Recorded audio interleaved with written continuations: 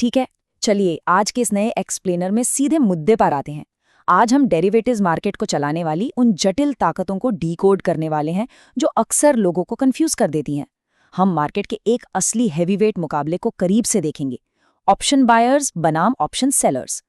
इस पूरी चर्चा के जरिए मार्केट के सबसे बड़े द्वंद्व के पीछे की जो असली गणित है उसे समझने की कोशिश की जाएगी। इस विश्लेषण में हम चीजों को बिल्कुल सिस्टमैटिक तरीके से लेकर चलेंगे। सबसे पहले मार्केट के खिलाड़ियों को जानेंगे, फिर समझेंगे 3 अहम प्राइसिंग वेरिएबल्स को। इसके बाद समय का प्रभाव, वोलेटिलिटी का लचीलापन, सेलर का एडवांटेज और अंत में सबसे जरूरी बात, रिस्क मैनेजमेंट को कवर करेंगे। तो चलिए बिना देरी किए बढ़ते हैं अपने पहले सेक्शन की तरफ। किसी भी कड़े मुकाबले को समझने से पहले मैदान में उतरे खिलाड़ियों को जानना बहुत जरूरी होता है। देखिए, ऑप्शंस मार्केट एक इकोसिस्टम की तरह काम करता है। हर एक ऑप्शन लेन देन के पीछे एक बहुत ही बेसिक नियम है। अगर कोई उसे खरीद रहा है तो जाहिर सी बात है कोई ना कोई उसे बेच भी रहा होगा। इसके आधार पर मार्केट में 4 अलग अलग कैटेगरी के खिलाड़ी मौजूद होते हैं: put buyers, put sellers, call writers और कॉल बायर्स। हर एक दाव के बिल्कुल विपरीत एक और दाव खड़ा होता है, और यहीं से इस खेल का असली विरोधाभास शुरू होता है। एक तरफ ऑप्शन बायर है जिसका दांव इस बात पर है कि एसेट की कीमत बहुत तेजी से बढ़ेगी ताकि वो प्रॉफिट कमा सके, और दूसरी तरफ ऑप्शन सेलर या राइटर है जिसकी पूरी उम्मीद इस बात पर टिकी होती है कि एसेट अपनी वैल्यू खो दे और स्ट्राइक प्राइस के नीचे ही एक्सपायर हो जाए ताकि वो पूरा का पूरा प्रीमियम अपनी जेब में रख सके। अब सबसे बड़ा सवाल ये उठता है कि आखिर इस मुकाबले में जीतता कौन है। इसे समझने के लिए खेल के नियमों को समझना होगा। आइए देखते हैं उन 3 प्राइसिंग वेरिएबल्स को जो इस पूरे गेम को कंट्रोल करते हैं। मूल रूप से 3 मुख्य वेरिएबल्स हैं जो किसी भी ऑप्शन की प्राइसिंग तय करते हैं, और यही वेरिएबल्स ये भी फैसला करते हैं कि सांख्यिकीय रूप से यानी स्टैटिस्टिकल एज किसके पास रहेगा। ये 3 फैक्टर हैं: अंडरलाइंग की प्राइस मूवमेंट, एक्सपायरी में बचा हुआ समय और इम्प्लाइड वॉलेटिलिटी। चलिए अपने मुकाबले के पहले मेजर राउंड को देखते हैं, समय का प्रभाव। समय किसी के लिए नहीं रुकता, लेकिन इस मार्केट में ये अलग अलग खिलाड़ियों के साथ बहुत अलग बर्ताव करता है।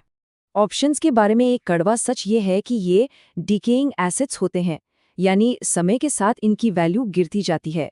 इसे मार्केट की भाषा में थीटा डिके कहा जाता है। ये बायर का सबसे बड़ा दुश्मन है।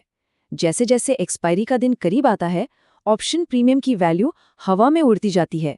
मतलब ट्रेड के सफल होने की संभावना हर गुजरते दिन के साथ कम होती जाती है। लेकिन दिलचस्प बात देखिए, जो टाइम डिके बायर के चांसेस को पूरी तरह बर्बाद कर रहा है, वही सेलर को एक बहुत बड़ा एडवांटेज देता है। भले ही अंडरलाइंग एसेट की कीमत अपनी जगह से 1 इंच भी ना हिले, बिल्कुल फ्लैट रहे, फिर भी समय बीतने के साथ सेलर को प्रीमियम का फायदा मिलता रहता है। टाइम डिके सच में ऑप्शन सेलर का सबसे पक्का दोस्त होता है। अब बढ़ते हैं दूसरे वेरिएबल की तरफ, जो ये मापता है कि किसी सिक्योरिटी की कीमत में कितनी बेतहाशा हलचल या भिन्नता आ सकती है। इसे वॉलेटिलिटी कहते हैं। इम्प्लाइड वॉलेटिलिटी, या जिसे हम शॉर्ट में आईवी कहते हैं, ये मापती है कि किसी सिक्योरिटी की कीमत अपनी टिपिकल वैल्यू से कितनी अलग हो सकती है। और याद रखिए, ये ऑप्शन की कीमत के सीधे आनुपातिक है। जब आईवी बढ़ता है तो ऑप्शन की कीमत भी छलांग लगाती है, जो उन बायर्स के लिए एकदम परफेक्ट है जिन्होंने सस्ते में खरीदा था। लेकिन सेलर्स की रणनीति अलग होती है। वो तब ऑप्शंस बेचना पसंद करते हैं जब कीमतें अधिक होती हैं, ताकि आईवी गिरने पर वो उन्हें वापस सस्ते में खरीदकर शानदार प्रॉफिट कमा सकें। वॉलेटिलिटी का जो नेचर है वो बिल्कुल एक रबर बैंड या इलास्टिक की तरह होता है। इसे जितना खींचा जाएगा ये वापस अपनी उसी नॉर्मल स्थिति में लौटने की प्रवृत्ति रखेगा। इसलिए स्टैटिस्टिकली इस बात की संभावना काफ़ी कम होती है कि कोई ऑप्शन सेलर आईवी में अचानक आई उछाल की वजह से लंबे समय तक नुकसान उठाए, क्योंकि वॉलेटिलिटी को आखिरकार शांत होना ही होता है। आइए अब इस एक्सप्लेनर के तीसरे और सबसे महत्वपूर्ण हिस्से की ओर चलें, सेलर का एडवांटेज। यहाँ हम देखेंगे कि कैसे आखिरी वेरिएबल यानी प्राइस मूवमेंट खेल के मैदान को पूरी तरह से एक तरफा कर देता है। आमतौर पर मार्केट मुख्य रूप से 5 दिशाओं में जा सकता है: bullish, bearish, sideways positive, sideways negative और रेंज बाउंड। लेकिन ध्यान देने वाली बात यह है कि एक बायर केवल तभी जीतता है जब मार्केट में कोई तेज बुलिश या बेयरिश ट्रेंड आए।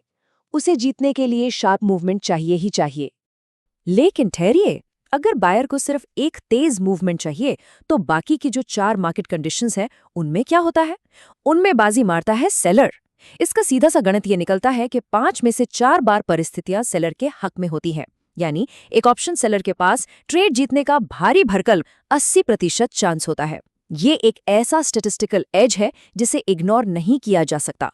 और बात सिर्फ जीतने के चांसेस पर खत्म नहीं होती। सेलर्स को एक अनोखा कैपिटल एडवांटेज भी मिलता है। शेयर्स, म्यूचुअल फंड्स या फिक्स्ड डिपॉजिट्स जैसे जो एसेट्स पोर्टफोलियो में चुपचाप पड़े रहते हैं, उन्हें मार्जिन प्राप्त करने के लिए गिरवी रखा जा सकता है। इससे इन्वेस्टर्स उसी कैपिटल का इस्तेमाल लॉन्ग टर्म इन्वेस्टिंग के साथ साथ ऑप्शन से एक्स्ट्रा रेवेन्यू जनरेट करने के लिए भी कर पाते हैं। इसे कहते हैं असली कैपिटल एफिशिएंसी।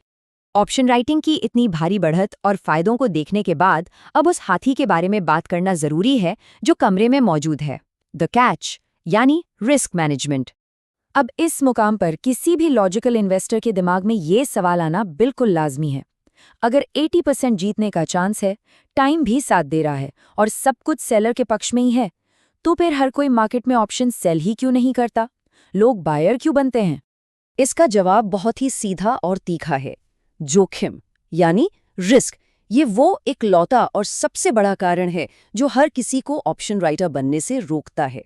देखिए, जहां एक बायर केवल अपना दिया हुआ छोटा सा प्रीमियम जोखिम में डालता है, वहीं एक ऑप्शन राइटर सारा का सारा संभावित जोखिम अपने कंधों पर उठाता है। अगर अत्यधिक वॉलेटिलिटी वाले इवेंट इवेंट के दौरान मार्केट बुरी तरह विपरीत दिशा में चला जाए या रातों रात कोई बहुत बुरी खबर आ जाए, तो सेलर अपना सब कुछ खो सकता है। नुकसान की कोई लिमिट नहीं होती। तो इस एक्सप्लेनर को समेटते हुए ये एनालिसिस हमारे सामने एक बहुत ही गहरा और सोचने लायक प्रश्न छोड़ जाता है। क्या ऑप्शन सेलिंग का वो 80% जीतने का चांस इस अनलिमिटेड रिस्क के सामने फीका पड़ जाता है? और सबसे बड़ी बात, जब मार्केट का वो इलास्टिक पलटकर वार करता है, तो क्या एक ट्रेडर के पास सर्वाइव करने के लिए वो जरूरी एडजस्टमेंट नॉलेज और एक्सपर्टीज मौजूद है? इसी सवाल के साथ मार्केट का ये द्वंद्व हमेशा दिलचस्प बना रहता है।